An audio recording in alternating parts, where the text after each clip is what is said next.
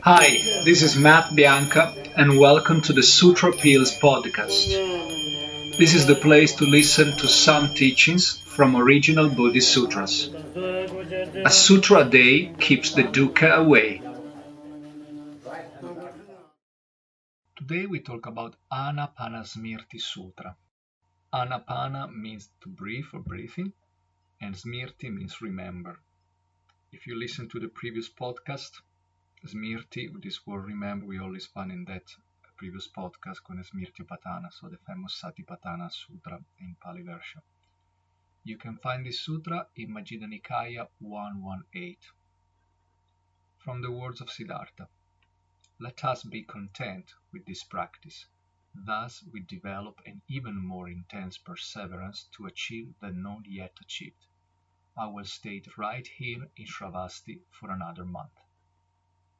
Shravasti is a city in the now Uttar Pradesh state in India, very close to Nepalese border, so like in the north. It was like a typical location where Siddhartha gave a lot of his speech.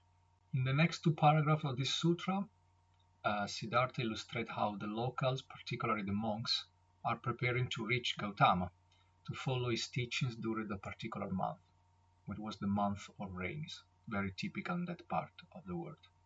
And again, in its word, monks, this assembly is free of idle chatter, the kind of assembly that is worthy of gifts, worthy of hospitality, worthy of offerings, worthy of respect and incomparable merit for the world. Such is this community of monks, such is this assembly. The kind of assembly to which a small gift, when it is given, becomes great and a greater gift. Such is this community of monks, such is this assembly, the kind of assembly that is rare to see in the world. In this community, there are different types of monks. Some who follow my teachings to the letter and will never return to this world. Others will return once, and others will need several rebirths. What is the main and fundamental difference between all of you? And then, I skip some part. They say the awareness of breathing in and out. When developed and pursued, it is of great benefit. The awareness of inspiration and exhalation, when developed and pursued, brings the four pillars of reference to their climax. The four pillars, when developed and pursued, brings the seven awakening factors of their climax. These latter, when developed and pursued, bring knowledge and liberation to their climax. As you say, is exactly the following, the continuation of the Satipatthana Sutta, the Smrti Patana. So the discourse that follows in this sutra can be divided in two parts. We have the first part, which is talk about a preparatory instruction, which is say before listing the 16 steps for proper meditation, Gautama provides the following preparatory tips. Number 1, look for a secluded place, so in a forest, at the foot of a tree, or in a simple place, and sit down. Number 2, cross your legs. Number 3, keep the body erect. Number 5, establish a mental presence. Of course, if you have some bodily impediment, you can skip point 1. So the secluded place, and also cross your legs. It really depends on your anatomical structure. The second part, it's called a basic instructions. So there are 16 instructions listed, generally divided into 4 quartets. These 16 basic steps are the most widely taught meditation instruction in early Buddhist texts. They appear in various sutras of Pali Canon, not all in this sutra. So the first quartet is called Contemplation of the Body. It's composed of 4, of course, 4 points. The first is discern inhalation and exhalation. Discern short and long breath. Experience the whole body. With experience here means to pay attention. The version of Pali add also the word train in this step, so train your body. And last one is calm the body formation, which can be related to the concept of samskara. The second quartet, it's called contemplation of feeling. Again, 4 points. The first, experience joy. The second one, experience pleasure. The third one, experience mental fabrication. Here we go, samskara, so one of the 12 links of conditioned production. And last one is calculate mental fabrication. So here they are working on the feeling and the volitional formation in this quarter. The third quarter is called contemplation of the mind. In the original text, they use the word chitta. Chitta is not the mind, but it's the state of the mind. First point is leave the mind. Second, satisfy the mind.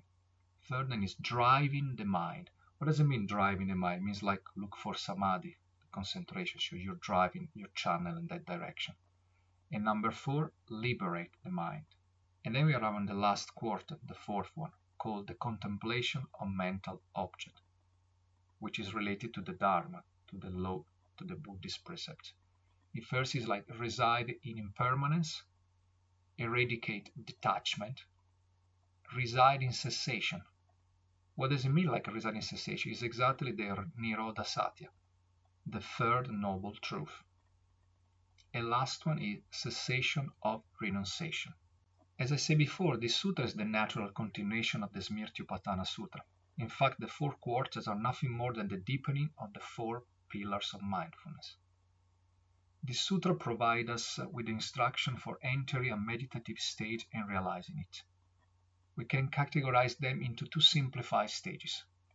The first is like a stabilization, so achieving from counting and following like what's going on in your body, in your mind, of course. And the second stage is introspection, so attaining from turning and purification. Turning, when you have to use a very neologism in English, like when something click in your mind. A purification, when finally you are relieved and released by a lot of mundane things.